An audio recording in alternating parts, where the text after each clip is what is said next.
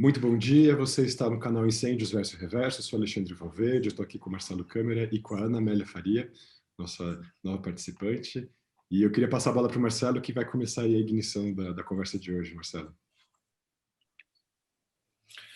Muito bom dia a todos e a todas. E ontem foi, a gente está no 14 de maio, ontem foi 13 de maio, né? Então a gente vai pegar esse dia como o motivo, né, para a nossa discussão, né? Se comemora o dia da abolição. Isso fora do movimento negro, porque no movimento negro não tem nada o que comemorar, né? A escravidão continua, não só no nosso país, mas no mundo. E é isso que a gente precisava discutir aqui, né? Principalmente para o povo negro, né?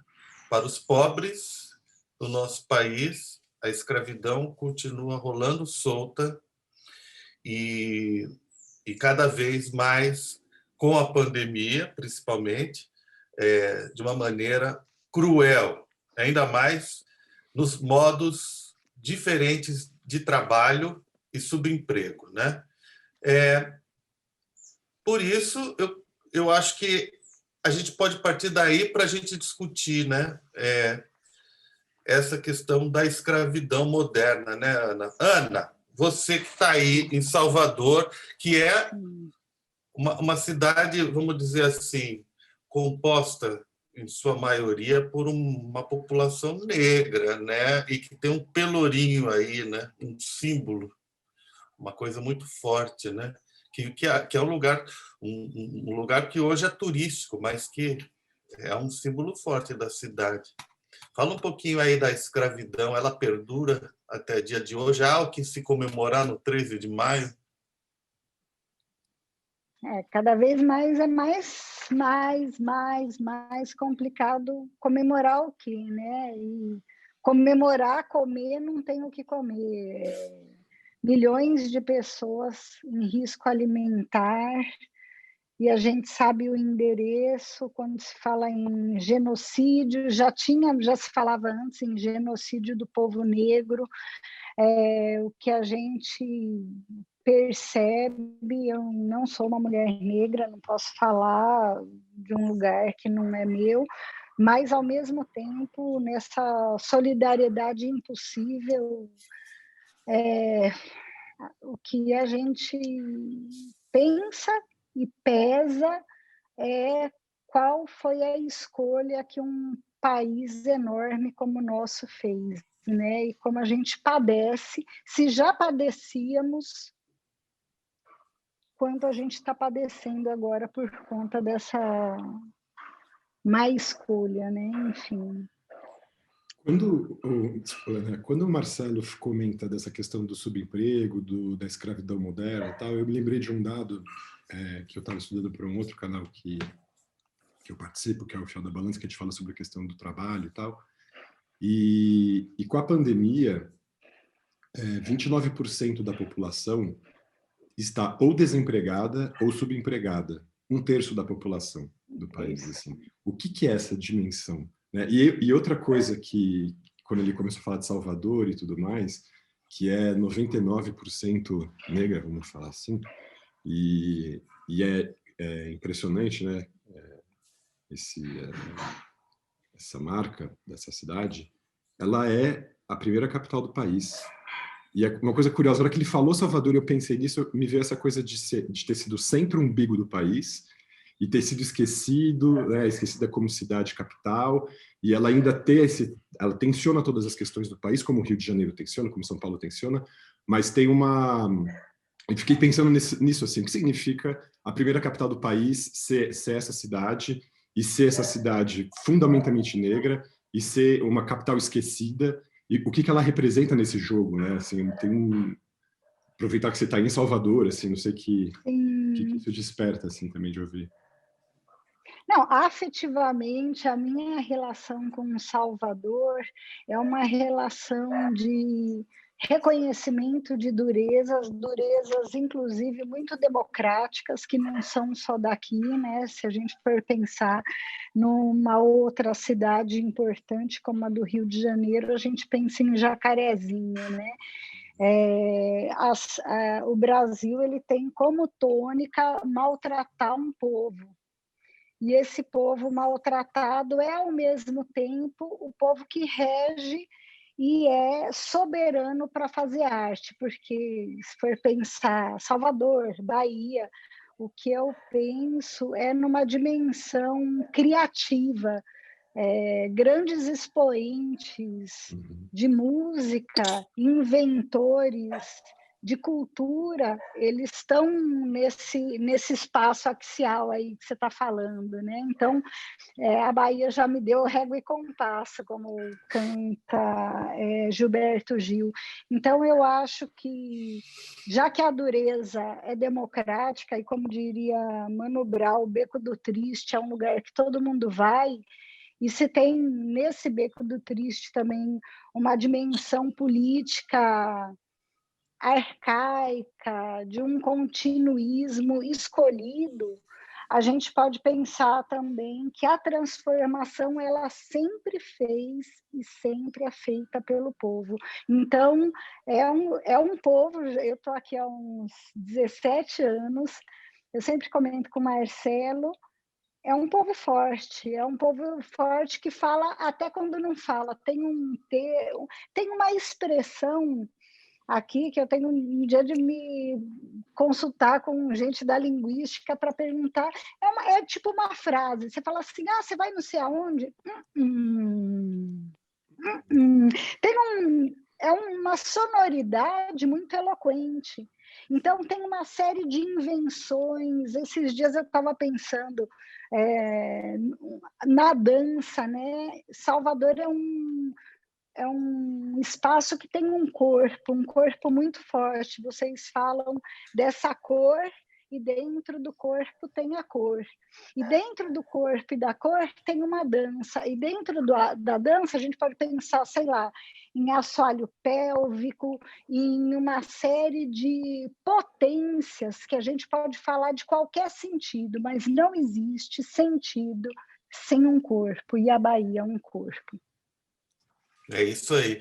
Eu queria pegar esse gancho aí para...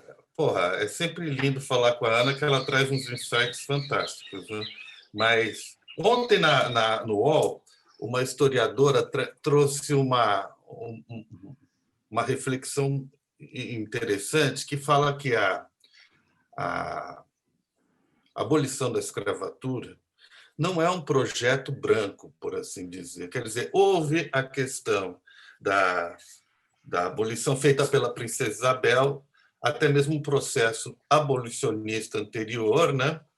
Mas que há toda uma questão da resistência negra, de movimentos negros, de negro comprando a liberdade do negro, histórias do povo negro já se emancipando e tentando forçar a barra ali para antevendo essa questão da liberdade, né?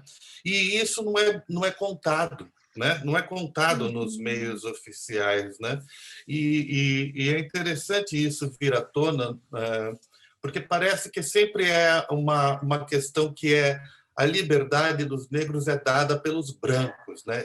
Esse dado da professora me chamou a atenção, porque é verdade, isso incomoda um pouco essa história oficialesca, né? E parece que a gente sempre tem que ter um tutor para negociar essa liberdade, essa coisa do negro com o branco, do negro com o poder, né? Então, gostaria de trazer essa reflexão aí, né? E o negro resiste, o negro é capaz dessa mudança, o povo é capaz dessa mudança, né? É interessante que você acabou de comentar, Marcelo, você falou o povo também, porque eu acho que, assim, claro, como a Ana bem disse, nós não estamos no lugar de um corpo negro para poder falar desse lugar, a partir desse lugar, mas aí, onde que a gente pode se encontrar? Qual que é o nosso campo comum, nosso denominador comum? Eu acho que é nos entendermos como povo, como nação brasileira, e sabermos dessas diferenças, nos apropriarmos dela e respeitarmos essas diferenças, no sentido de nos acolhermos, né? Não também entender a diferença como um rechaço, pelo contrário, entender a diferença como uma possibilidade da união. E aí, quando você começou a falar, e também a partir do que a Ana trouxe, você fala dessa questão dessa resistência negra, né? E a Ana trouxe uns conceitos que eu achei muito interessantes aqui, me abriu uma questão. Ela falou desse continuismo da história do Brasil e dessa questão axial. Assim, eu fiquei pensando, o que é esse eixo, né? Que começa, pelo menos na história oficial contada pelos brancos, pelos invasores, né? Então, uma história que se processa há 521 anos, mas a gente sabe que a história do Brasil é muito anterior. Mas essa história que se oficializa, essa história contada e tal, ela não é estanque, ela não parou ali, né? A gente separa assim os momentos, né? A colônia, o império, o reino e tudo mais. Mas o que a gente vê atualmente, assim, se processando aos nossos olhos escancaradamente, é exatamente o mesmo processo que a gente viu dessa invasão que se processou do litoral quando os portugueses invadiram, foi comendo o país pelas beiradas, e hoje esse processo está se produzindo na Amazônia.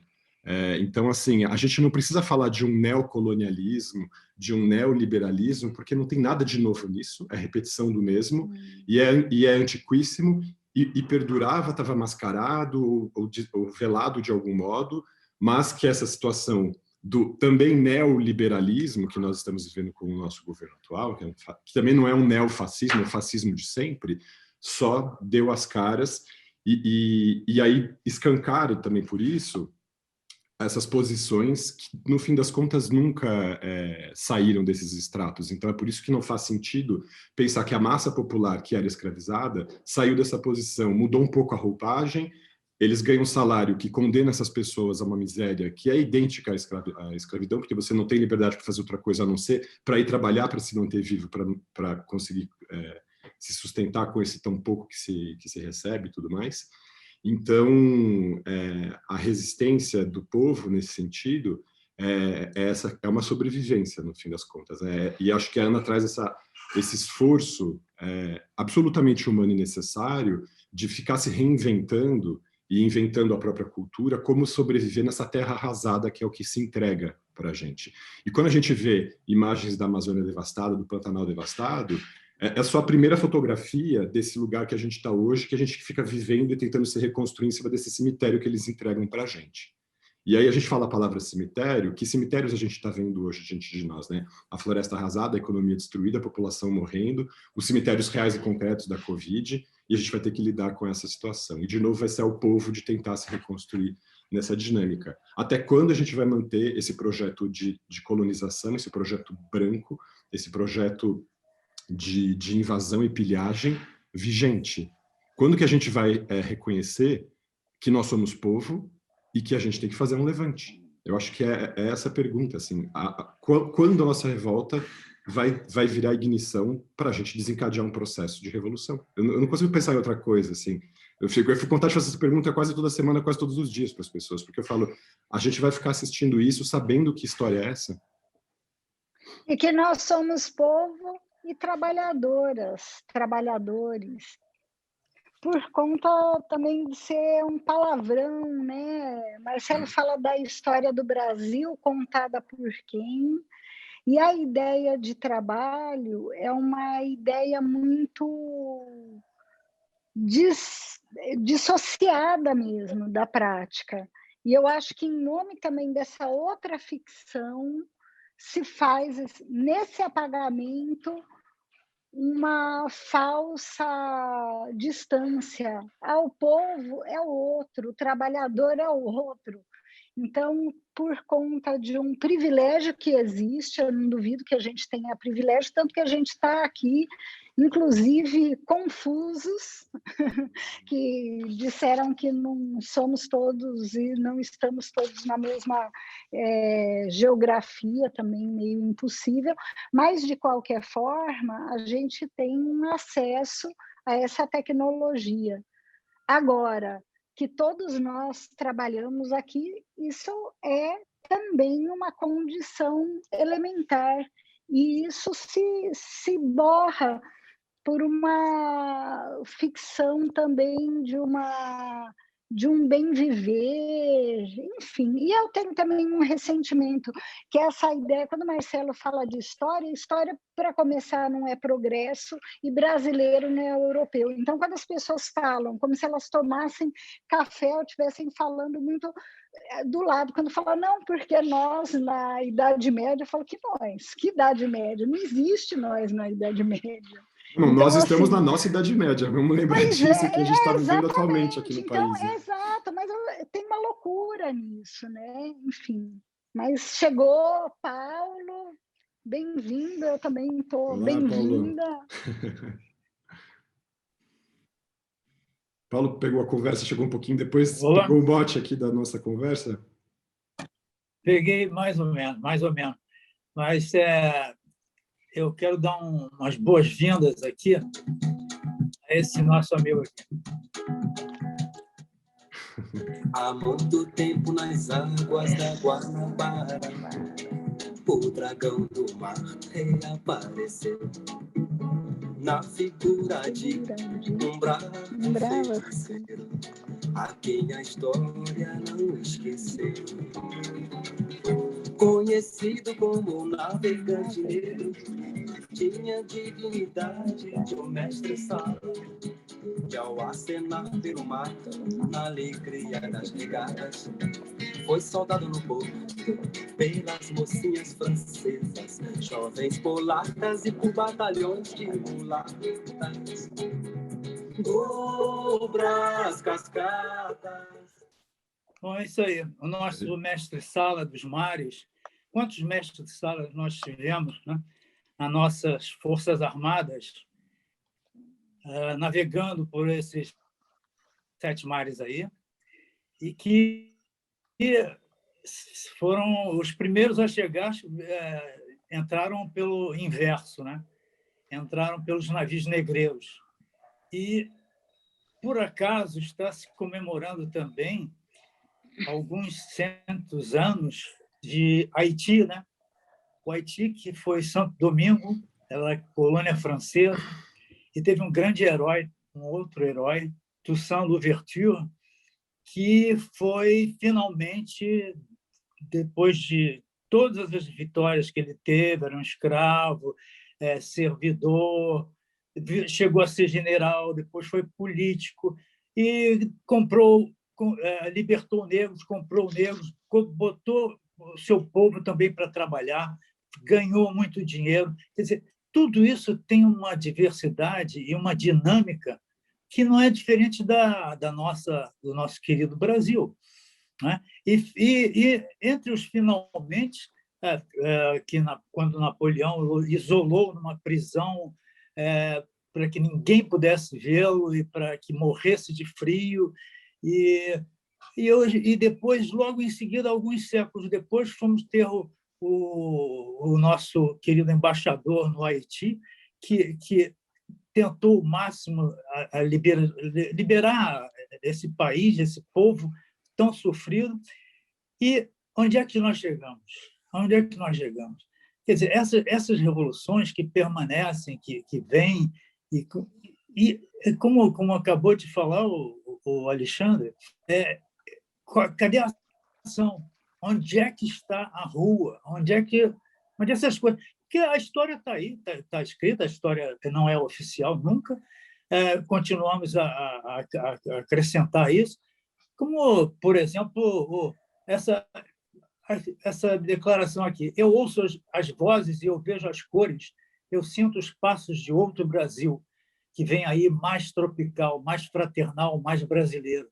O mapa desse Brasil, em cores dos estados, terá as cores das produções e dos trabalhos. Homem desse Brasil, em vez das cores de 3 raças, terão as cores das profissões e das regiões. Isso é Gilberto Freire, 1926. E, em seguida, ele fala: qualquer brasileiro poderá governar esse Brasil. Que realidade, que triste realidade é essa. Qualquer brasileiro pode governar esse Brasil.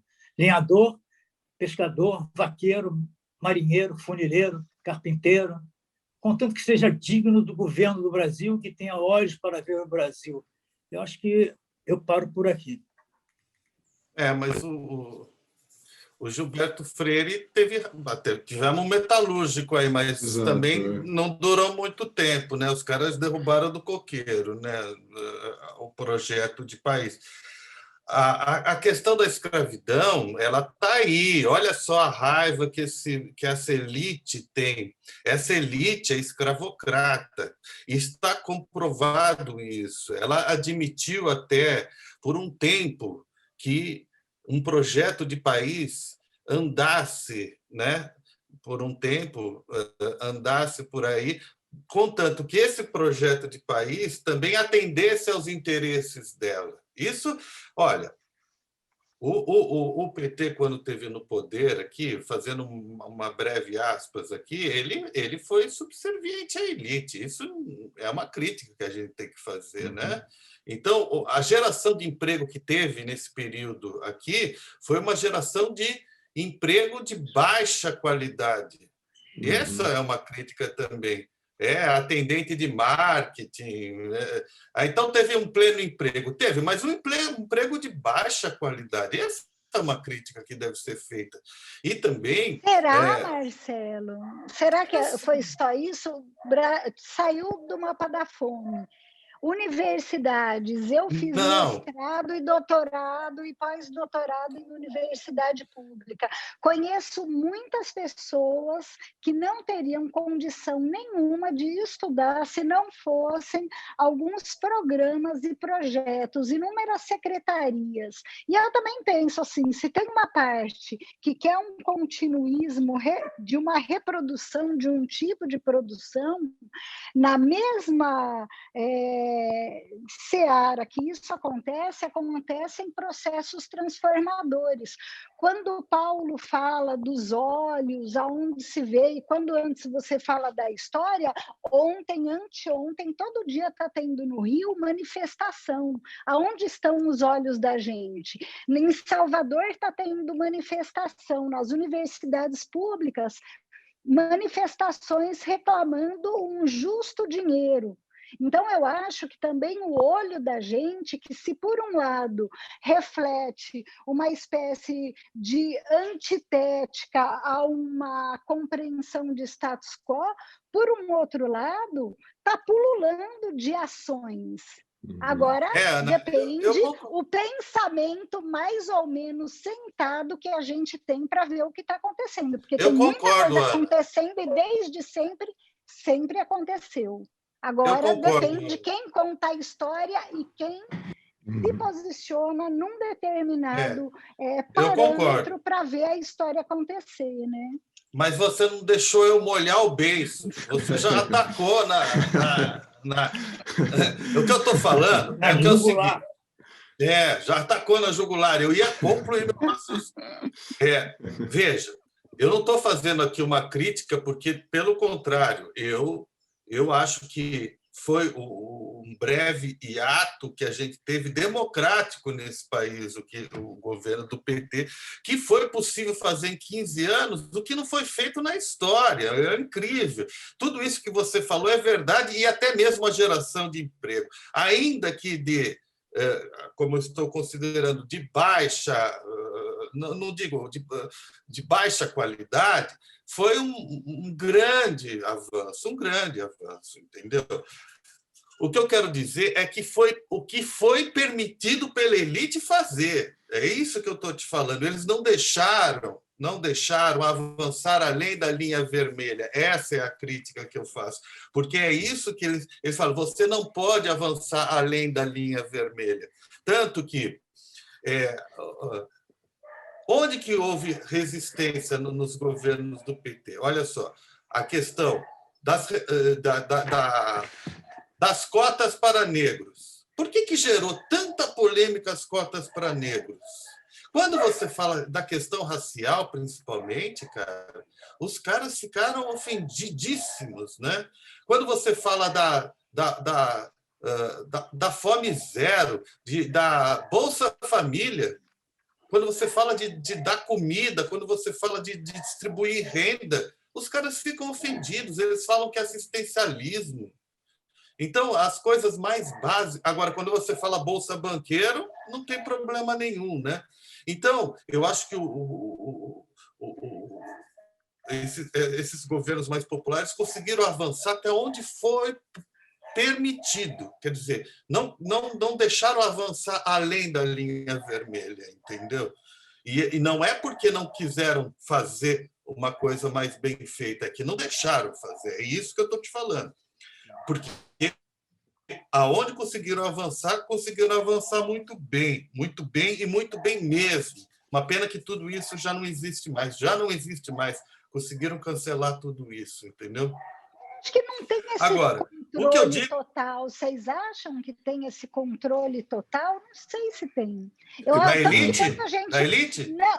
Quando a gente vê Renan e não sei quem batendo boca e mandando cifo, tem alguma coisa aí que ela passa por algo que não é do puro cálculo. Olha, Ana, a questão aqui é o seguinte, veja, a partir do momento que a Dilma peitou banqueiro, peitou o interesse do capital, ela caiu que nem manga do cacho. Então, como não há um controle, cara, aqui é o seguinte... Sim, não estou falando que não existe controle.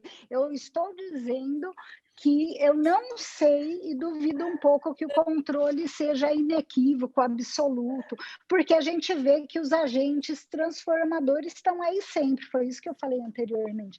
Mas eu tô... sim, mas os agentes transformadores, como você está falando, que eu acho que é isso que é o nosso papo, para não sair muito do nosso assunto, né, da escravidão, eu acho que o agente transformador, cara, é a dificuldade muito grande deles lutar com esse poder, né, estruturado, porque eles não têm condição de lutar. Por exemplo, você está falando, toda hora tem uma luta social. Cara, tem polícia atrás, tem o poder atrás, né, não tem grana envolvida, e mesmo assim há luta social no nosso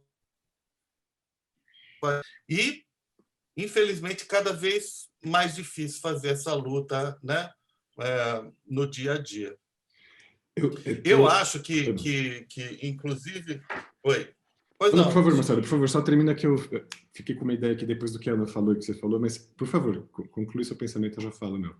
E, inclusive, né, puxando isso, você vê uma coisa que é bizarra, né? A gente fala em escravidão, o nosso dignatário, o nosso presidente, ele é contra punir fazendas ou empresas que praticam escravidão moderna hoje em dia, né?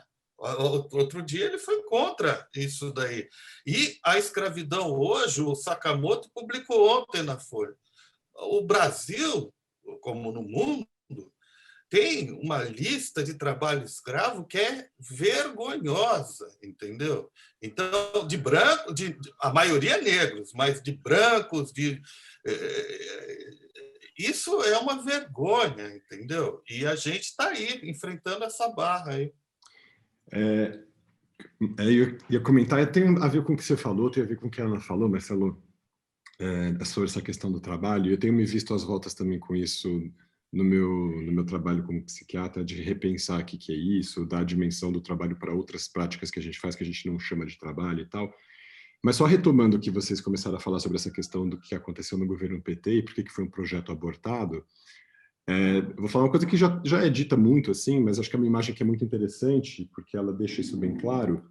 O processo que se começou com esse governo democrático, acho que foi o único governo democrático que a gente teve, foi aquela coisa que o pessoal fala, né? Ele abriu as portas da universidade, abriu a porta do armário, abriu a porta da senzala, abriu a porta do gineceu, que a gente esquece do gineceu, e ele existe, né? O gineceu, para quem vai lembrar da antiguidade, era aquele lugar onde ficavam as mulheres, né, na comunidade da Grécia Antiga. Elas não tinham direito de circular nas ruas, elas tinham que viver dentro de casa, trancada, cuidando das crianças. O gineceu desapareceu como nome, mas não desapareceu como prática. E o que aconteceu nesses governos? Essas portas começaram a abrir, essas pessoas começaram a sair de lá, a contra-resposta foi tentar fechar, né? Empurrar todo mundo de volta e trancar aquilo. Então, fechar a porta da universidade para essas pessoas, devolver as pessoas para o armário, devolver as mulheres para o gineceu, devolver os negros para a senzala, o povo para a senzala.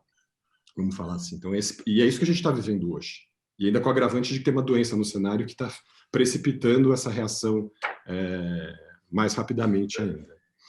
E aí, por isso, assim, também pensando nisso, e aí a Ana fala, né, até onde vai esse controle? Que capacidade tem os reacionários de voltar a trancar essas portas e enfiar todo mundo para dentro dessas estruturas de novo?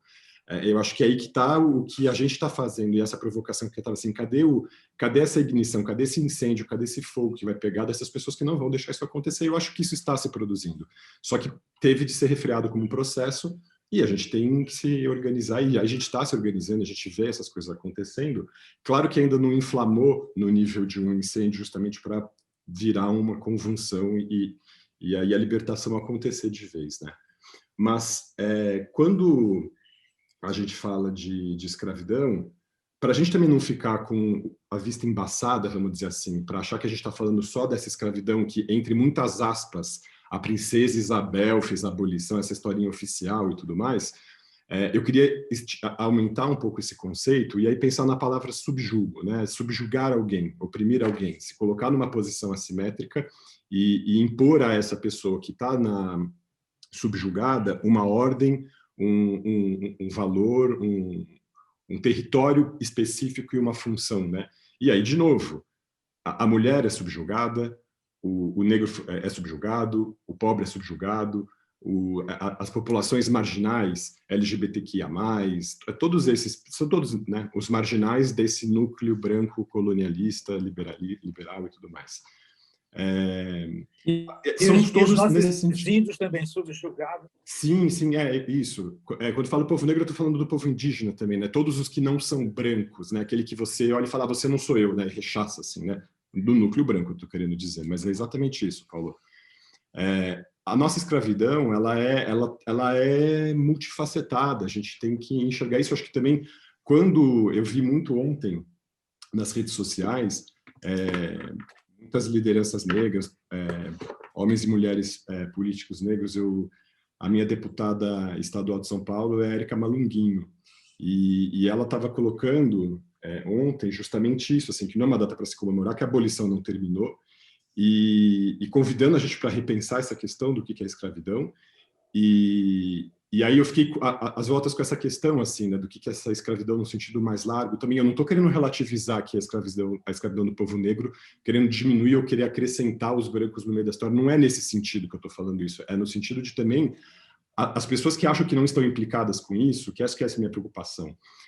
De assim, não, então eu não sou negro, eu não acho que isso não me atingiu e tudo mais, mas sim atingiu, porque essa lógica de subjugar, ela também está imperando sobre os outros corpos, obviamente de outra maneira. Não estou querendo comparar e equiparar essas situações, não estou querendo dizer que relativizar a violência que foi imposta ao povo negro durante 500 anos, não é isso. Aliás, 521, né? A gente ainda está nessa regra vigente, assim.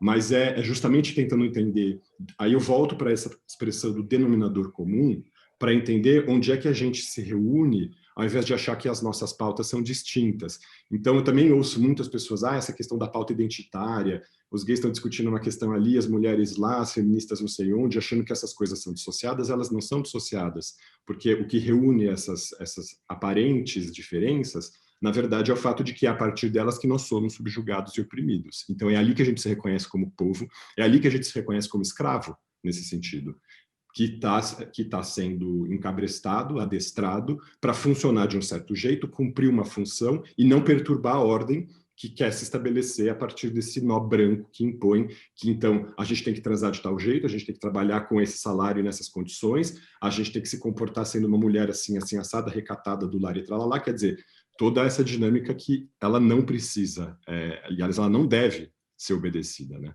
A gente não tem que viver o reflexo de uma ordem posta por um eixo, que é o que vai determinar o que é a nossa liberdade, o que são as nossas ações. Então, e aí nesse sentido, só para concluir, Ana, eu acho que as coisas não estão estanques mesmo. o que eu vejo, e talvez até a pandemia, porque tensionou todas essas questões, ela tem feito isso se propagar muito mais rapidamente, porque eu acho que antes muitas dessas discussões elas estavam no âmbito acadêmico, na intelectualidade e branca e negra, que tem crescido muito e tal, e vejo mais pessoas sensibilizadas. A ver quanto tempo esse processo vai durar, mas quando também se fala assim, mas a revolução não começa, a esquerda está perdendo tempo com essas pautas identitárias, a gente não começa algum processo mais rápido de pegarem armas e ir adiante, é porque se a gente não fizer essa afirmação inicial e depois dessa primeira afirmação inicial não reconhecermos que estamos ligados por essa mesma estrutura, as coisas não vão caminhar. E eu acho que a gente está nessa fase. Uma grande parte das pessoas, acho que outras já avançaram, mas um grande contingente está se entendendo nesse lugar. Está se entendendo como escravo, vamos falar assim, e precisa abrir os olhos para isso, e precisa reconhecer que nós estamos privados da nossa liberdade. O povo negro viveu isso concretamente no nosso país a partir de muita violência, e isso escancara essa situação. Outros contingentes da população vivem isso de outro modo, mas a gente tem que reconhecer a nossa similaridade, onde a gente se reúne nesse sentido. Queria só falar disso.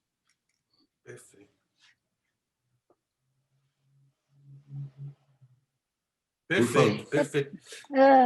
Ana, não, eu escutando Alexandre, eu penso que primeiro a porta é nós, a porta não é o outro, assim, e é nós pelo significante Partido dos Trabalhadores. Então, quem é trabalhador? Assalariado ou não? Com carteira ou não, quer dizer, com cada vez menos direito. Uma coisa que eu acho um efeito de tudo que a gente está vivendo, desses processos históricos que estão se falando hoje aqui, é um rebaixamento da hipocrisia, que antes dava para ser ceboso, agora não dá mais. Para o bem e para o mal, o lado que se samba já está de antemão pré-editado. Não dá mais para fazer aquele... já sabe, tem alguma coisa que na não declaração algo já se denuncia.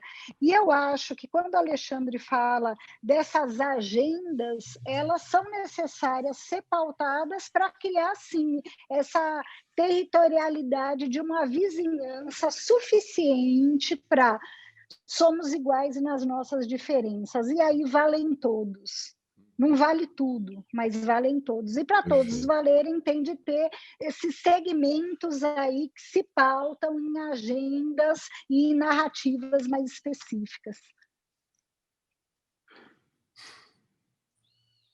Paulo, queria... É isso. Paulo. Não, essa... Oi. Fala, Paulo. Essa questão da... Está ouvindo? Sim. Tá ouvindo? Tem som aí, não? Não consigo ouvir ninguém. Ixi, será que... Sim, estamos aqui, pode Paulo. Falar. Sim. Então, supremacia, escravidão, né? Territorialidade, isso me leva a uma questão humanitária, né? Porque não adianta falar de Brasil, falar da França, falar do Haiti só. É uma das histórias mais antigas, e a história, e que de onde vem esse poder também, é a questão do como é que a gente vai entender, por exemplo, hoje, a Palestina e Israel nessa beira da guerra. O Líbano já passou por aquela explosão, aquela coisa toda. Então, você vê, é a humanidade. Vamos falar sério. Não é o negro, não é o índio, não é o branco, né? É a humanidade. A humanidade está completamente perdida. Perdida. O ser humano não tem o menor respeito pelo outro. Não é só uma questão de inteligência. Ótima colocação. Inteligência? Respeito. Já teve respeito, Nunca. Porque a humanidade é uma metafísica, né? Pois é, como é que para onde a gente caminha? Assim caminha a humanidade? É isso? É isso. E o que a gente pode fazer para colaborar, impedir, desviar, tirar o corpo da frente, ser zen? Eu acho que é Como é que é fácil isso? responder isso, né? Porque a Então gente é vamos um lá. bicho que deu certo demais. Eu acho que a coisa mais fácil para a gente saber conviver é saber diminuir. É criar espaço para o outro, é simples. E é o mais difícil. Deleuze, ele falava um negócio que eu acho lindo. Ele fala, não existe humanidade, existe jurisprudência. Pare de encher o saco e se feche, como diz Baiano, que eu acho lindo. Se feche. Se feche aí, fique aí. Assim, é saber conviver. Se a gente é um bicho que o mais representativo não é isso que fala eu, então, assim, criar essa suficiência humilde. Como é que nós e os outros podemos conviver com essa classe média que comanda o poder econômico, que domestica, e a comunicação, que é o maior objeto de escravização do ser humano. Hoje, aqui, nós não temos poder, o nosso chicote é muito pequeno, mas a comunicação domina o pensamento, a economia, as religiões. É o poder. O poder está aí, está em nossas mãos, mas nós não temos como manipular. Alguns mais preparados tiram uma parte. Por exemplo, a última eleição teve uma parte disso, foi manipulada. Não tem como se negar. E a próxima será muito mais violenta. Não precisa de ir para a rua. A coisa vai ser decidida. Um não quer voto impresso. O outro, o voto aberto. Essa é a questão. A gente tem que olhar para o futuro que já está abrindo a porta para a gente. Eu acho que esse é um dos pontos de encontro, como vocês bem colocaram, é transversalidade aí. A gente vai... A maior abertura, essa palheta de todos os movimentos, elas têm um ponto de encontro. E um dos pontos de encontro é a comunicação.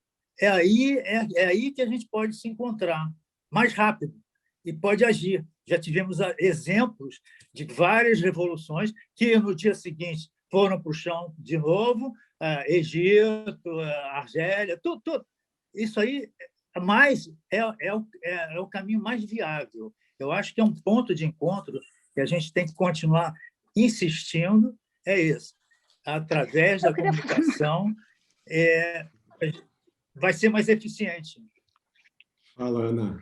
Pois é, a comunicação maior está dentro está na imediação do banheiro da gente, da privada da gente. Se o que a gente está vivendo é o que a gente está vivendo, deve-se a uma maneira de funcionar. No Brasil, as pessoas não lavam a própria latrina.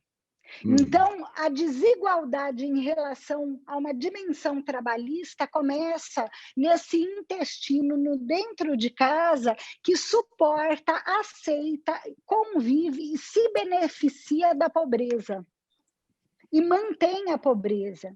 Então, eu acho que para a gente pensar em mega prática, primeiro, não é olhar para o umbigo, mas é olhar para quem está limpando a própria privada. Exato, é o fruto da escravidão, né? da questão Orobórico. Que o Brasil... a gente sempre teve quem lavasse, principalmente a elite, a classe média, que gosta de uma empregada doméstica e a escravidão, né? Em época de pandemia, as pessoas mantêm. Vocês viram a lista das pessoas, das profissões que mais morreram na pandemia? Exatamente. Porteiro, motorista, cobrador de ônibus, todas as profissões dessas assim invisíveis, né, que dão esse suporte e sustentam. É impressionante assim. Uma sociedade canalha, nossa, uma sociedade hipócrita. Então, Mas o que o Paulo coloca aqui é exatamente para haver uma comunicação, como vocês estão me ouvindo ou não? Estamos. Sim. Ah, tá. Tá ok.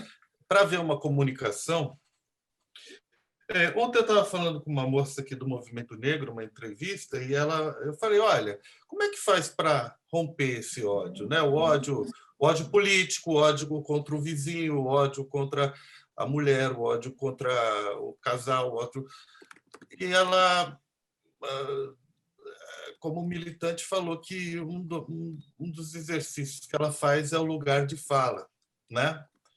Que é justamente isso, que é se comunicar. Bom, ela fala do lugar dela do movimento negro, eu falo do meu lugar de homem branco progressista, o Alexandre fala do lugar dele de psiquiatra, homem branco.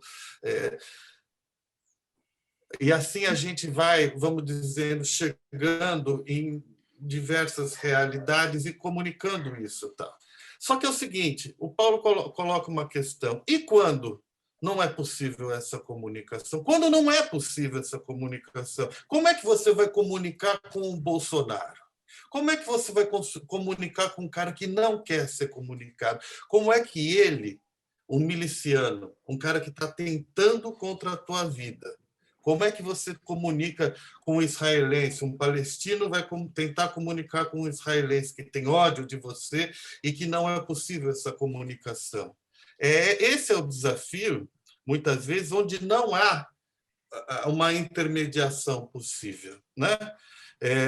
Esse realmente é onde a comunicação não chega. Mas aí, Eu tenho uma Marcelo, resposta mas para dar aí, para isso. aí é Diga. o seguinte, como você tem que dar palavra, até o inimigo, entendeu? Na guerra isso acontece. Quando tem a linha, os alemães chegaram no limite ali e eles conversavam com os franceses. Você tem que conversar. Por que nós estamos aqui? Por que você não é o vizinho ali que casou com a minha tia? Quer dizer, entende? Quando você se comunica, quando você fala com o outro, quando o outro te questiona, é uma grande oportunidade de um diálogo. Entendeu? Se isso não funcionar... E a outra coisa mais básica ainda, como a Ana colocou bem, é a limpeza da casa. Você tem que limpar a sua casa. Nós temos que limpar a nossa casa de todo esse ranço, de toda essa dominação. Ontem mesmo eu estava revendo aquele filme Roma, que é uma aula sobre essa questão de todas as índiazinhas, as meninas seduzidas e abandonadas, e limpando a casa, e limpando o cocô do cachorro. Né? Nós temos que limpar a nossa casa melhor, a nossa alma melhor, oxigenar a nossa cabeça. É mais ou menos isso. Então, eu acho que está indo bem, está indo muito bem a conversa, mas não vamos abandonar o filão, entendeu? O filão é esse. Porque a escravidão ela bate a porta, ela está ali, do outro lado. Exatamente. Né? Mas, agora... Paulo, perdão.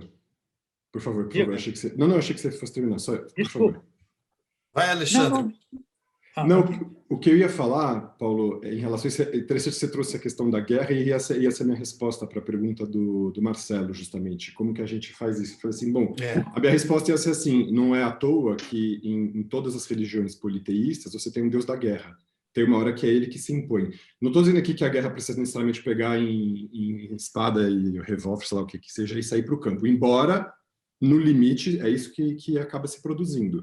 Mas o que eu acho que é a resistência, as resistências que estão colocadas aí, a resistência do povo negro, a resistência das mulheres, a resistência dos LGBTs, a resistência dos periféricos e tudo mais, é se levantar para o fronte, é estar ali na batalha.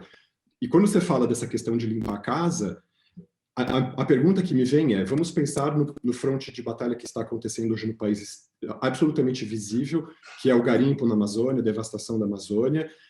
Essa semana o povo Yanomami foi invadido, eles tiveram de se defender com as armas deles, alguns conseguiram rechaçar os invasores de lá. Sim. às vezes, limpar a nossa casa, e aí a gente olha, né, o território deles, que é a casa deles, absolutamente devastado, imundo, detonado, destruído, aquela chaga aberta. Quem foi que fez essa bagunça?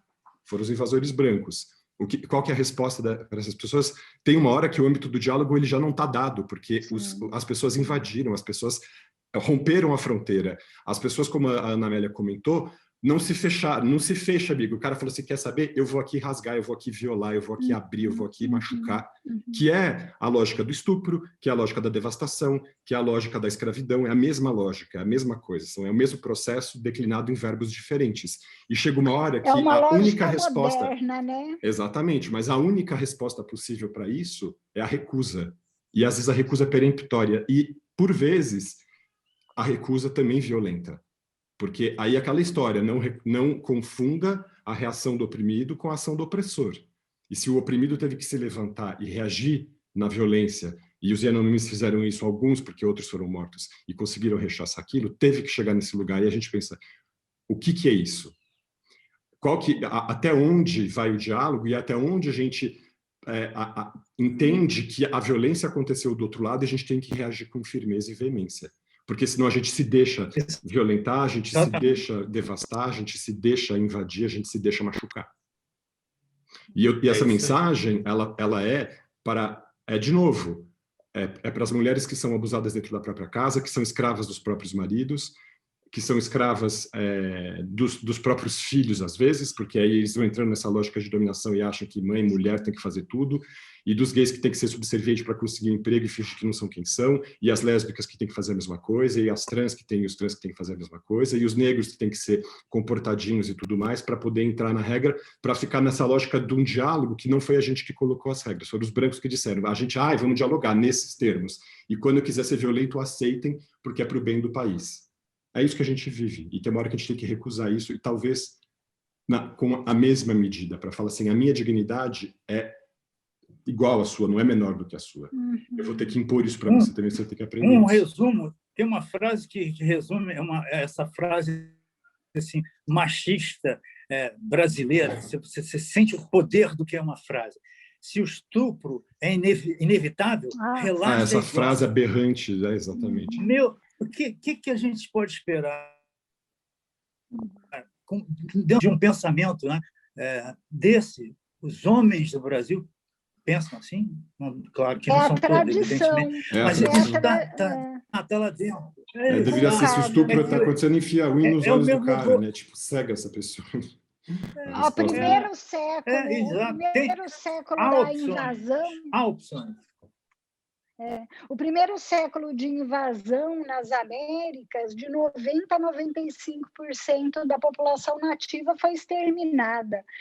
Darcy Ribeiro fala que o que alargou o Tratado de Tordesilhas foi a cruza de português com índio. Isso é estupro. Estupro, total. Exatamente. Mas isso é uma outra história, porque eu acho que o Alexandre tem horário. Eu preciso ir, exatamente, gente. A conversa está ótima, mas maravilha. A gente já puxa a nossa próxima conversa daqui. Infelizmente, eu queria deixar um recado aqui, porque a gente não vai convidar o Diogo Mainardi para participar do nosso programa aqui. Viu? A gente sabe que ele ficou desempregado lá na TV Cultura, a gente não vai convidar ele para participar aqui. Aqui não é lugar do Diogo Mainardi. Mas... agradecer a todos, né, Alexandre? E, Ana, por favor, se você puder, volte sempre. Que prazer conversar com você hoje, Ana. Eu estou no modo vampiro, é só me convidar. Se convidar, ela entra e ocupa. Maravilha. Então, Ale, é isso, né? Pode você aí dar o encerramento aí. Maravilha, pessoal. Então, eu queria agradecer a presença de todos. Você está no canal Incêndio Reverso. Se você gostou, compartilhe, assine o sininho de notificação, inscreva-se no nosso canal e até a próxima. Pessoal, um grande abraço, hein? Tchau, tchau. Tchau, tchau, Paula, Ana, Marcela. Tchau.